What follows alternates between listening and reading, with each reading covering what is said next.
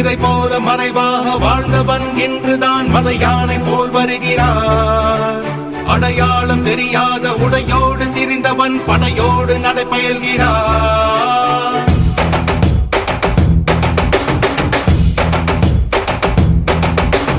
இமை பொழுதும் உறங்காத காவலன் இவன், சுமை கண்டு விரலாத சேவகன், கொள்கையில் மாறாத கோமகன் இவன், திசையெங்கும் காத்திடும்